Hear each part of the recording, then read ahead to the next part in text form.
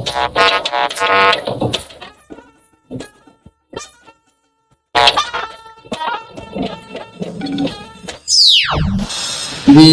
judiciary as a government system must lead by example. We shall not fail Nigerians. Justice Tanko's last tango ushers in Justice Ariwola to the nation's top seat in the judiciary.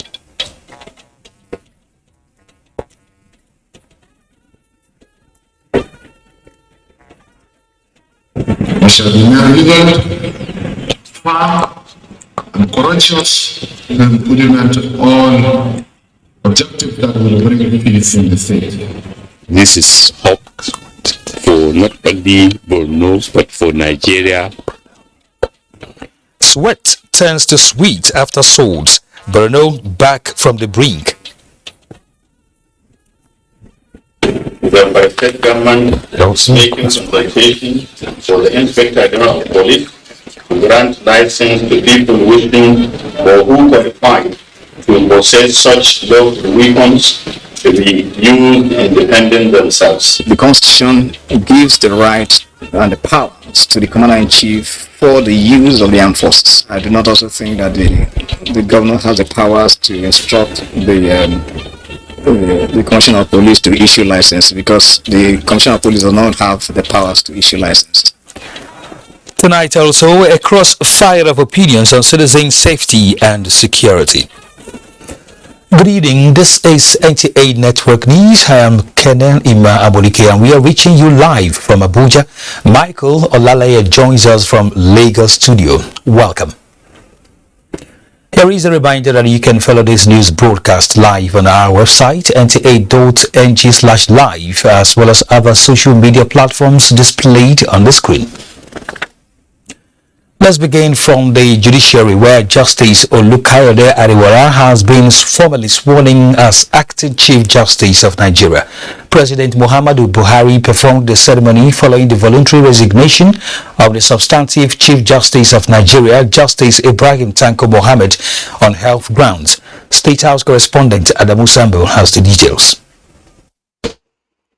I, Ariwola Olukayode, do solemnly swear that I will be faithful and bear true allegiance to the Federal Republic of Nigeria. Born in 1958, Justice Olukayode Ariwola was elevated to the bench of the Supreme Court of Nigeria in 2011. Before joining the nation's apex court and becoming the most senior justice, Justice Ariwola served as Justice of the Court of Appeal in Kaduna, Enugu, and Lagos divisions. This occasion is an opportune time for me to, as always, assure the Nigerian judiciary that this administration is committed to ensuring the independence of the judiciary and will not do anything, nor take any steps to undermine your independence. Our nation is approaching a critical general election in 2023.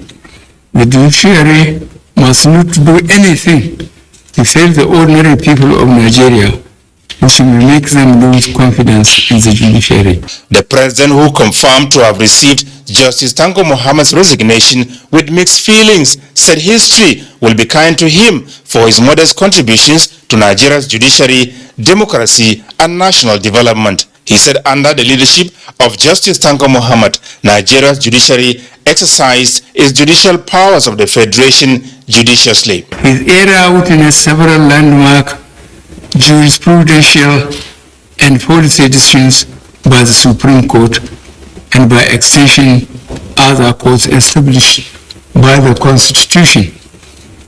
CJN Tanko dealt firmly with the issue of reckless and indiscriminate grant of ex parte orders that was assuming serious dimensions. As His Lordship, Chief Justice of Nigeria, I, Tanko Mohammed, is taking a bow from the Supreme Court, I hereby bestow on him the national honor GCON. President Buhari admonished justices of the Supreme Court to always remain faithful and bear true allegiance to the Federal Republic of Nigeria and to remain steadfastly committed to the oath they all subscribe to as contained in Nigeria's 1999 Constitution as amended.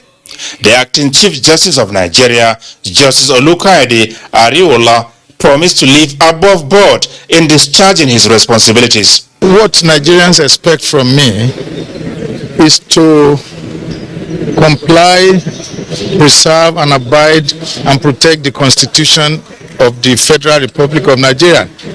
And so be it. That is what I will do. Essentially, with the cooperation of my brother justices of the Supreme Court, we shall not fail Nigerians. It's a very brilliant jurist and it's a team worker. So it's a round peg in a round hole. Several justices of the Supreme Court of Nigeria witnessed the swearing-in ceremony in solidarity. From the State House, Adamu Sambu, NTA News. The 21st Chief Justice of Nigeria and Chairman of the National Judicial Council, Justice Ibrahim Tanko Muhammad, has resigned. Justice Muhammad resigned his appointment on health grounds. Dele Atumbi reports. The 21st Chief Justice of Nigeria, Justice Ibrahim Tanko Muhammad, who hails from Dogowa in Geade local government area of Bauchi State, was born on December 31, 1953. After his primary and post-primary education, Justice Tanko Muhammad proceeded to Ahmadu Bello University Zaria, where he bagged LLB degree in Islamic law in 1980. Tanko Muhammad was called to Nigerian bar in 1981. The same year, he graduated from the Nigerian Law School and began his legal career in 1982. The 21st Chief Justice of Nigeria obtained his LLM in 1985 and PhD in law from the same university in 1998.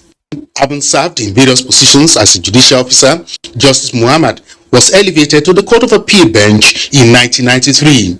He was on the bench of the Court of Appeal till 2006, and on 7th January 2006, he was elevated to the Supreme Court bench.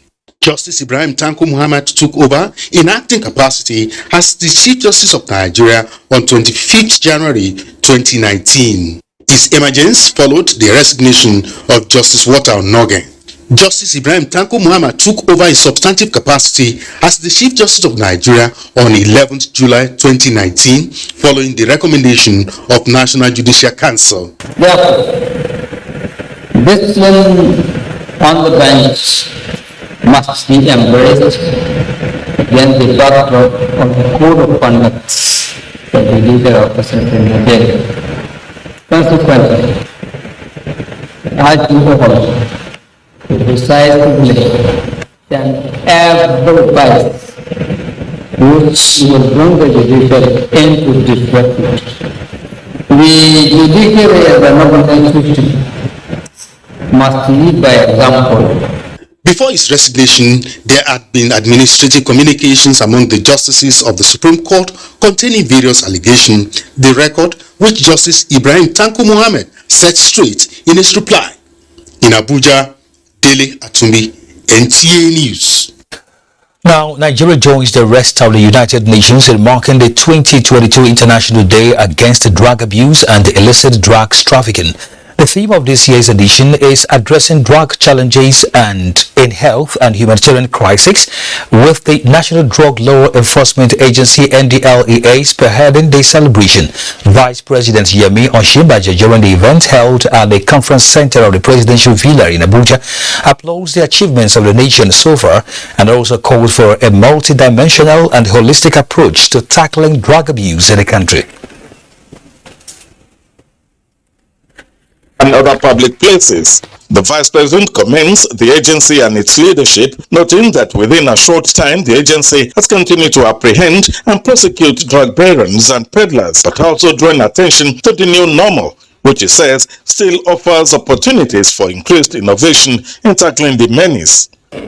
As much as the federal government, through its agencies, and the state governments will lead the charge with decisive policy initiatives, these strides must be complemented by changes at the family and community level also. The kind of change we seek regarding drug abuse cannot happen without the collaboration of families, faith-based organizations, and community leadership. at the local levels.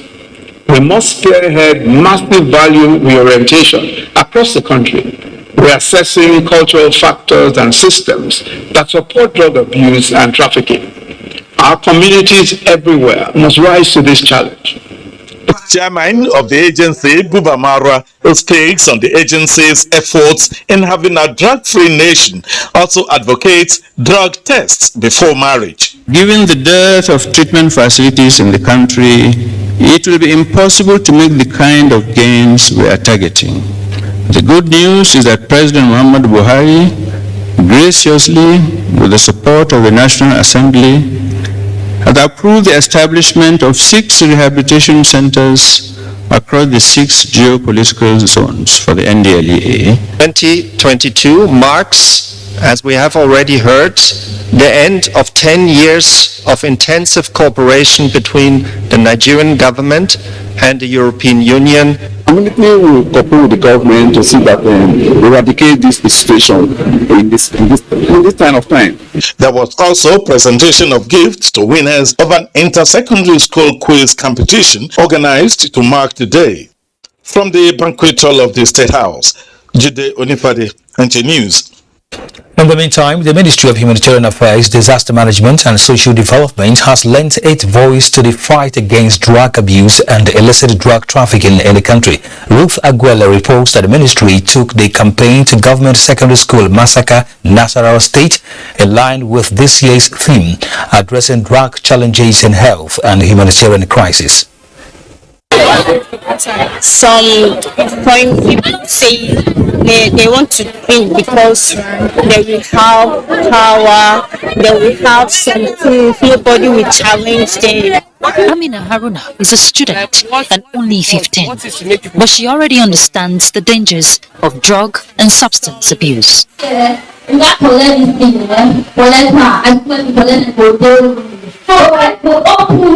Given the enormity of substance abuse in the country, especially among the youths, the Ministry of Humanitarian Affairs, Disaster Management and Social Development took the campaign to Government Secondary School Massacre in Nasarawa State to teach students about the risk of drug abuse by building a drug-free society.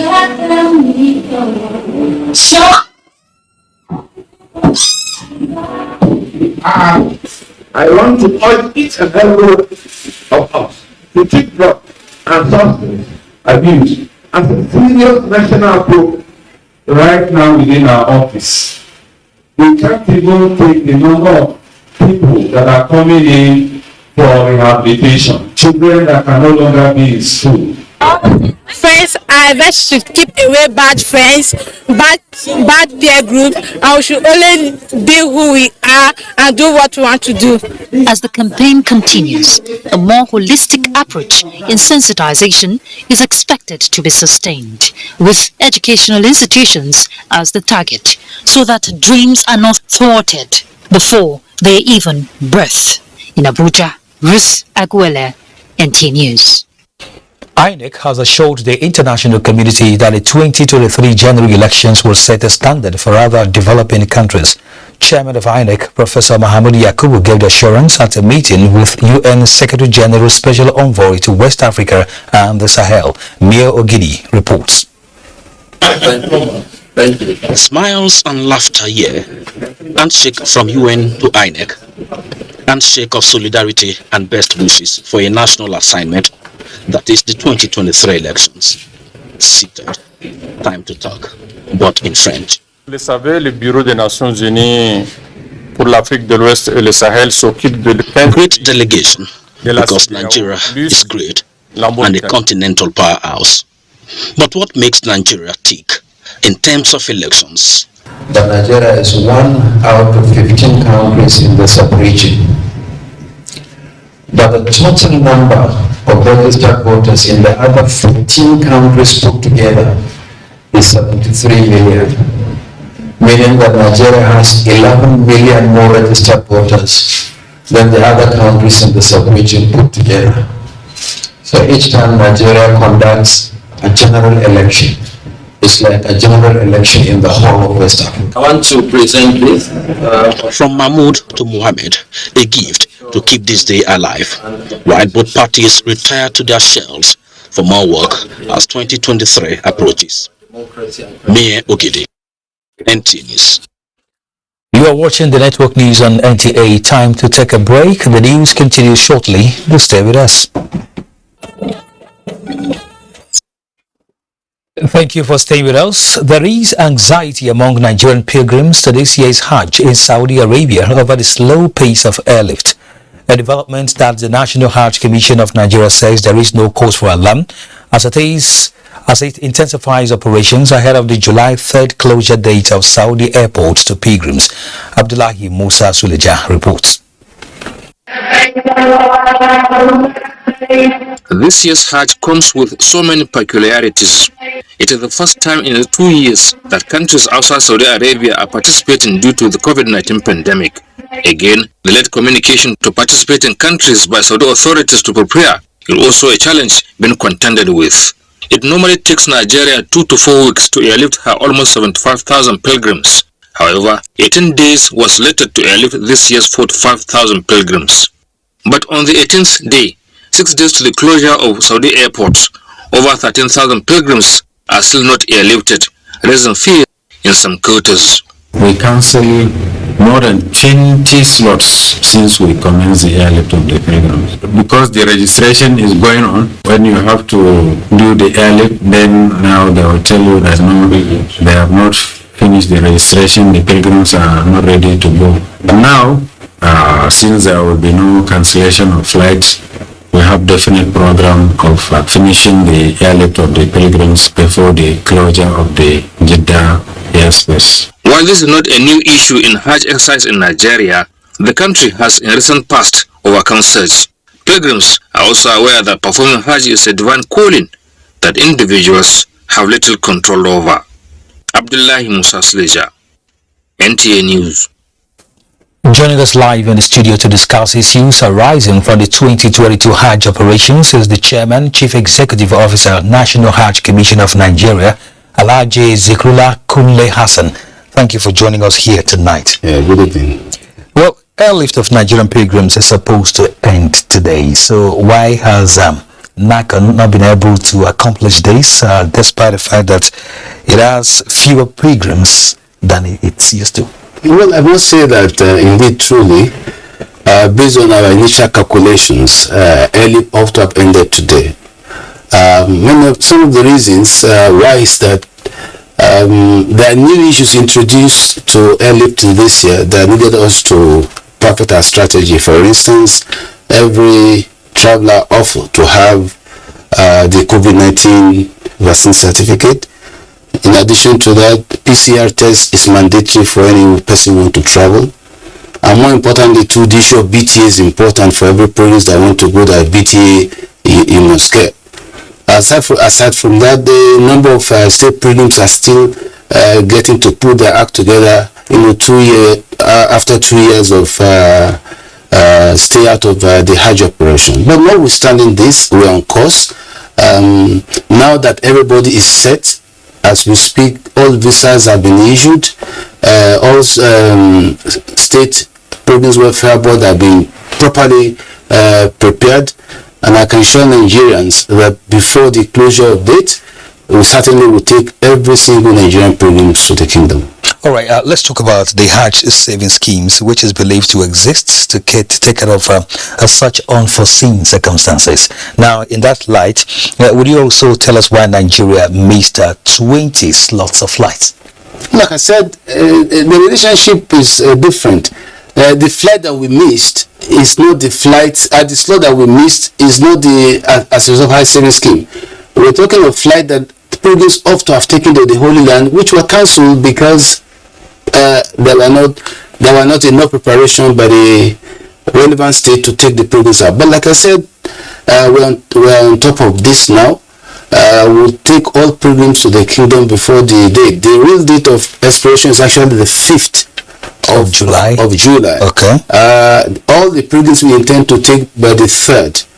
But I and some of my staff will wait up till the 5th of July to ensure that no single Nigerian registered pilgrims is not taken to the Holy Land. Well, that's a very cheering news, but we can understand that certain issues and preparations must have led to this situation. So what do we do going forward so that we don't have this kind of experiences? Well, of course, I must tell you, and I don't want to keep on apportioning blame. This year's Hajj we call emergency Hajj. Why? Because it took Saudi Arabia longer time to finally decide to do the Hajj. Usually this is an experience that often lasts for 6 months in preparation, but this is the time that we have less than 3 months because the kingdom did not inform us that they will do Hajj until let's say less than 3 months ago. So that explains why the preparation needed to was kind of late in coming. But above all,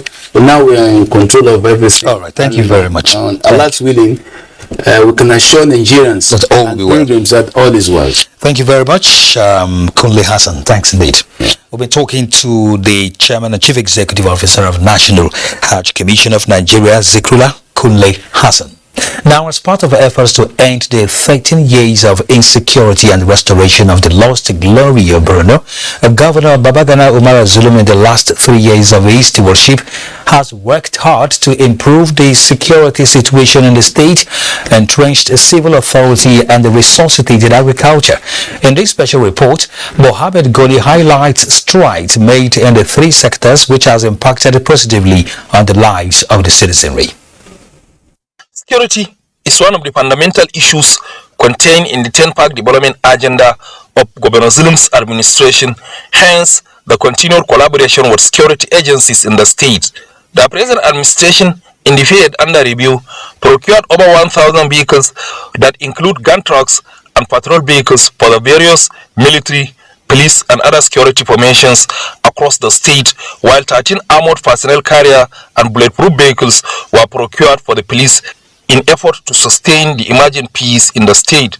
To avert cases of terror attacks on the highways, Governor Zulum also launched a rapid response squad comprising the military, police, civil defense, CJTF, hunters and vigilante to man the major highways, and operational vehicles were also given to all groups that made up the RRS. We shall be relevant, firm and courageous to implement all objectives that will bring peace in the state. Also launched in collaboration with the headquarters of the National Security and Civil Defense Corps was the Agro Rangers, comprising personnel of the NSCDC, volunteer groups to protect farmers on their farmlands with patrol vehicles provided to them. Aside the logistic support given, Governor Zulum pays continuous visits to security formations at various locations to boost their morale, where he rubbed minds with officers and men based there on challenges confronting them. To complement efforts of the military and other security forces, Governor Zulum also gives sustained support to the volunteer groups through provision of logistics that include patrol vehicles and prompt payment of their allowances, as well as support to education of their children. The state government ensured establishment of civil authority in all communities declared safe for habitation by insisting that local government council elected leaders, civil servants and traditional leaders should remain in their domains and work for the people, while police, civil defense as well as volunteer security outfits should be based in such resettled areas to entrench civil authority. Governor Zulum also made giant strides in the area of agriculture, which culminated in expansion of cultivated land through deliberate efforts, including excavation of trenches to fortify farmlands. Borno supports other countries as well as other states in Nigeria.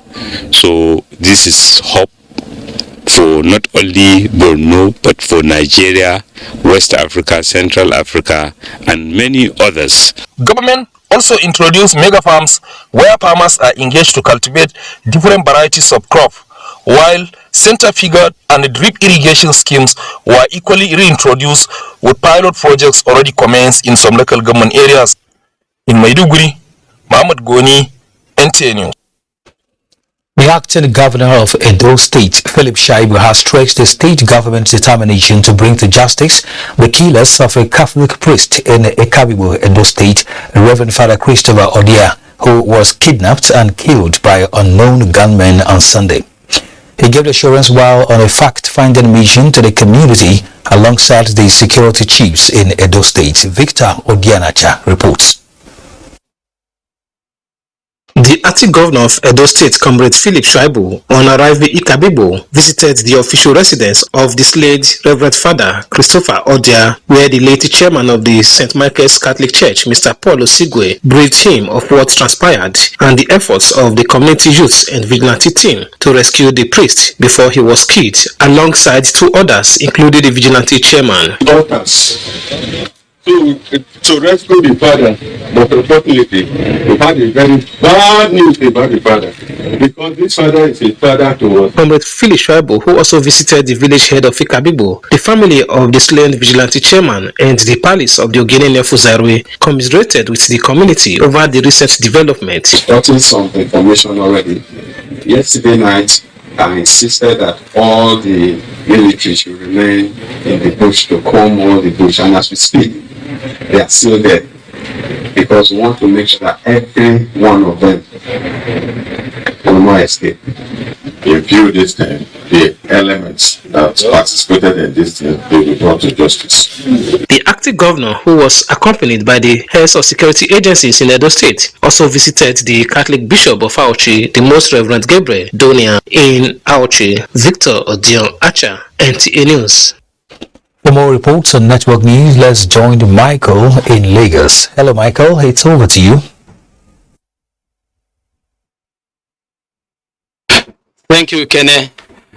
Generating innovative ideas and getting governments and industry policymakers to implement preferred solutions is key to achieving greater and better Nigeria. That was the focus of a public lecture by the Nigerian Academy of Engineering held in Lagos. Annie Daniels has details. Gathered in this hall are Nigerian engineers whose desire to live out their dreams of solving the challenges in the sector prompted this all-important convergence. In the lecture titled Engineering Education, Yesterday, Today and Tomorrow, delivered by an erudite scholar, Professor Raifu Ishola Salawu, after discussing the evolution of engineering education in Nigeria from colonial days, concluded that despite the new scientific knowledge about both teaching and learning, practitioners should make more efforts that can generate significant transformation of engineering education in Nigeria. If you don't have money, go and start university, because you must fund the university. If you don't fund the university, the people have there's nothing for them to learn. There are no equipment. Where I was in this place for about 30 years. The last time I came down, some of the equipment are all old. There were more reactions. When we graduate students from this environment, there is something significantly lacking in their knowledge, in their training, in their skill acquisition. The alternative is not that they should not go to university. They should still go, but in the university we should begin to teach them how to get jobs and make jobs. And I'm not saying it's easy, but the university can teach you anything, everything. And if something is difficult, give it to the university to solve. We have no jobs in Nigeria. Ask people in the university, but we don't. We ask parliamentarians. All right? Let them quickly put their children in the few jobs there are. Please, I'm reaching out to parents. Please encourage your daughters. And I also reach out and appeal to husbands.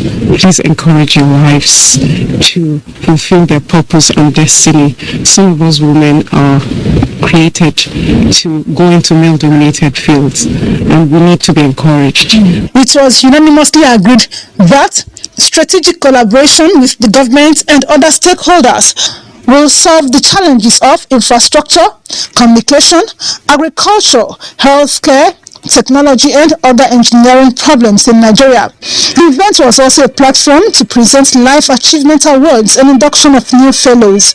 In Lagos, Annie Daniels, NTA News.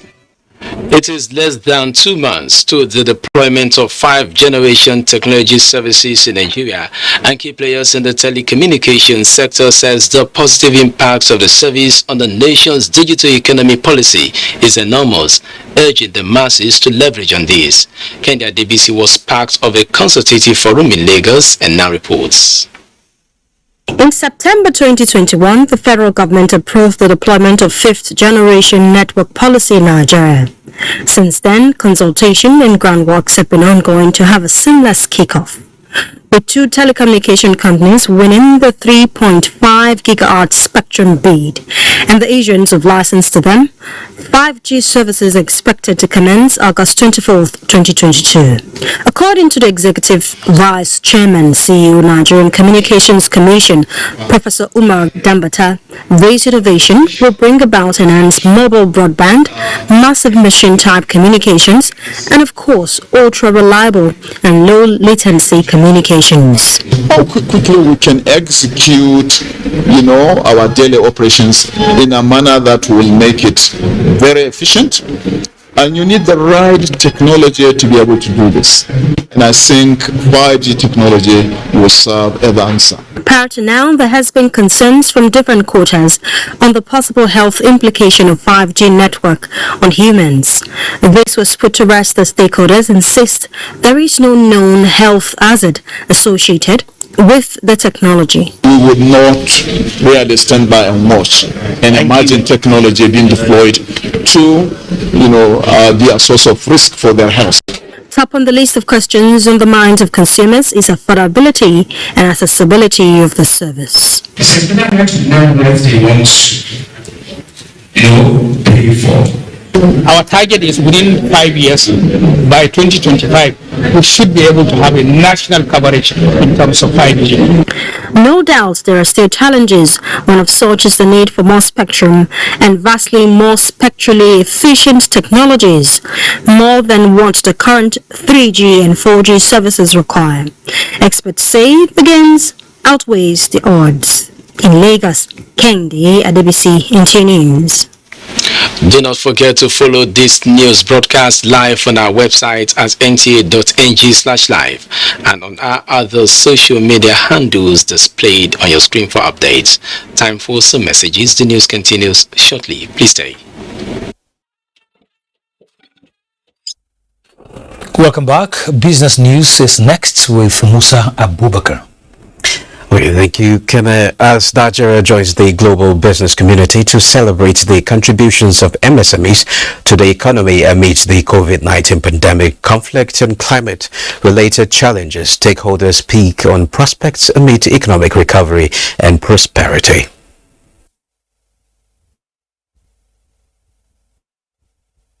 The agency is focusing on strengthening MSME supply chain to power self-reliant MSMEs. Consequently, policy, technology, leadership and skills needs to be upscaled to drive the entire ecosystem.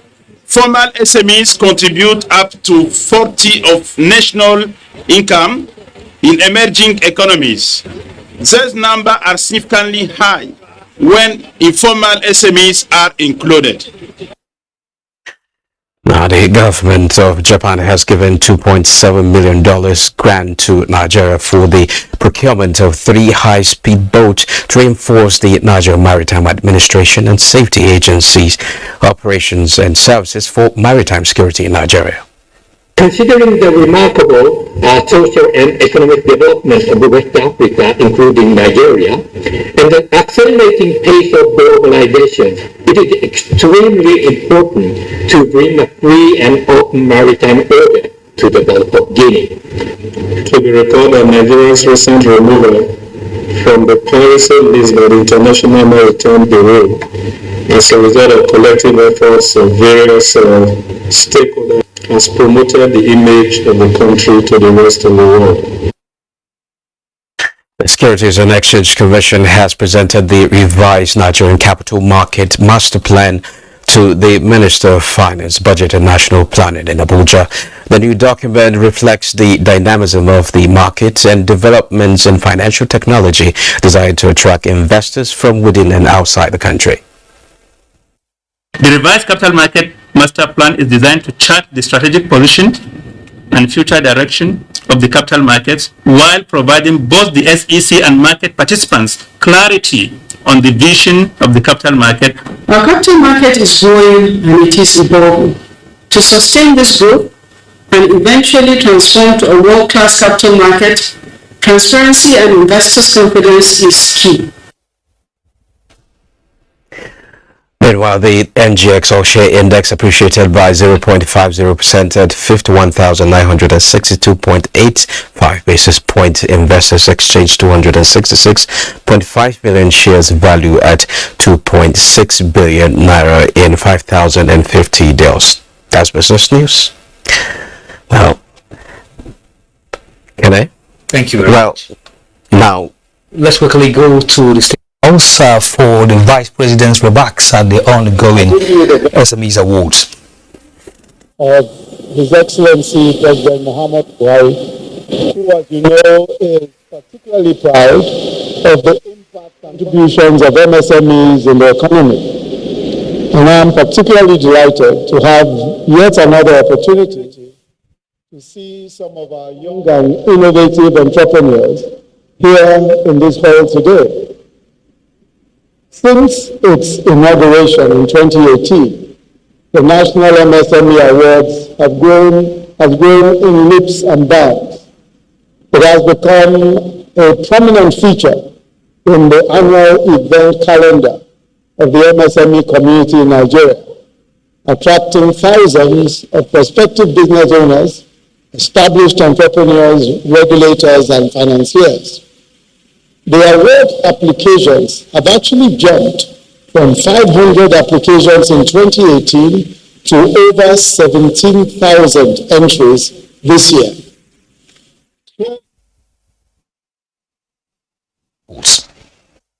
Petrol queues are still visible in some parts of the Federal Capital Territory, and while they appear to be easing up in other parts, motorists say regular daily plans are immediately put on hold at the site of petrol stations without queues. When I was passing, I saw that the queue wasn't much like other places. I said, okay, I even discharged my passenger because of the fuel, so that I can get fuel for myself. It's not easy at all. Yeah, actually I was going to a port when I discovered that the queue wasn't that much. Then I have to turn back to come and join the queue. Yeah. The monitoring exercise is part of efforts to sustain the improvement made by these motorists. The good thing that the queues are not as long as they were yesterday, and there's been a lot of improvement because the average trucking that we received in Abuja in the last 3 days, about 140 trucks in the last 3 days on the average. So this is which is good because previously we were receiving like 70 trucks, 80 trucks. So there's been a lot of improvement, and credit goes to also transporters because now they are reacting to Mr. President's offer, which he gave them additional 10 naira incentive on transportation charges. The ex-pump price is still 165 naira per litre. The government has not made any decision on that. Today we have 1.9 billion liters of petrol, which is about 2 days sufficiency. Lagos is cleared now, and we just clear in a couple of days, clear Abuja as well. NMPC again committed to sustaining maximal truck out of products to mitigate further disruption in the supply chains. In Abuja, Lydia Samson, NTA News. We now return to the ongoing SMEs Awards in Abuja.